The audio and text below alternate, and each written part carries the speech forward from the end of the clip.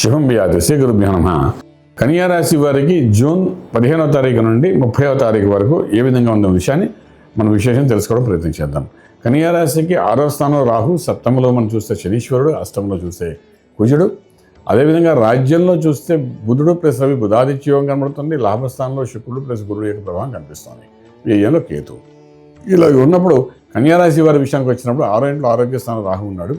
ఆర్థిక విషయానికి వచ్చినప్పుడు రాజ్యస్థానంలో బుధాదిత్య యోగం ఉంది కాబట్టి చేస్తున్న ఉద్యోగమే కాకుండా సైడ్ ఇన్కమ్ కోసం చేసే ప్రయత్నాలు కూడా సక్సెస్ఫుల్ అవుతారు. అది డిపార్ట్మెంట్ అనుకోండి, స్టేట్ గవర్నమెంట్ అనుకోండి, సెంట్రల్ గవర్నమెంట్ అనుకోండి, ఏదైనప్పటికీ కూడా చేస్తున్న ఉద్యోగం అనేది కొంత సైడ్ ఇన్కమ్ కూడా ఏమైనా ఉంటే అది కూడా మనకు సక్సెస్ఫుల్ అయ్యే అవకాశం బాగా కనిపిస్తుంది.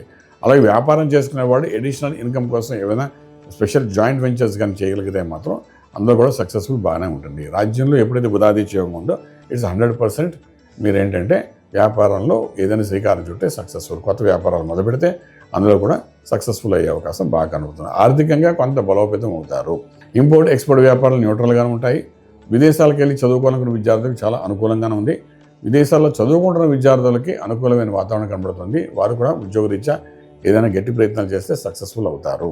అలాగే విదేశాలకు వెళ్ళి వ్యాపారం చేయాలనుకున్న వాళ్ళకి మాత్రం న్యూట్రల్గానే ఉంది.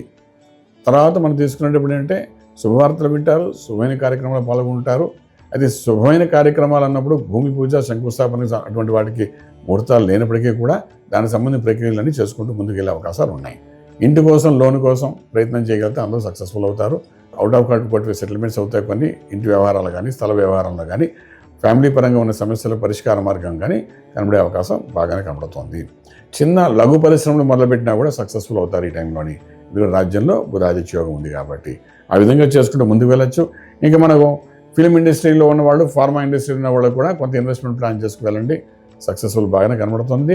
ఇవన్నీ ఒక ఎత్తుగా పెట్టుకున్న ఆరోగ్యమే మహాభాగ్యం అనుకుంటాం కాబట్టి ఆరోగ్య విషయాలు జాగ్రత్త తీసుకోవాలి. కాబట్టి అష్టంలో కుజుడేక ప్రభావం కనిపిస్తుంది కాబట్టి అది కొంతవరకు గ్యాస్ట్రిక్ ఇష్యూ, ఇండైజెషన్ ప్రాబ్లమ్స్ ఇటువంటివన్నీ వచ్చే అవకాశాలు ఉన్నాయి.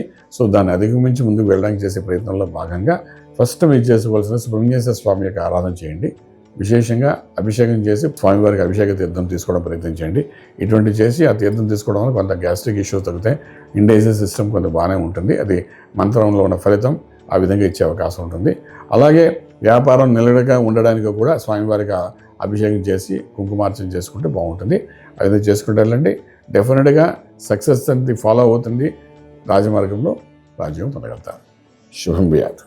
పూర్తి వివరాలకు సంప్రదించండి శ్రీ వేదమాత గాయత్రి జ్యోతిష్యాలయం, బ్రహ్మశ్రీ మంతా సూర్యనారాయణ శర్మ గారు, Srinilayam, first floor, 101, Sai Vaibhav layout, Chitrapuri colony పక్కన, కాజాగూడ, హైదరాబాద్ 500008.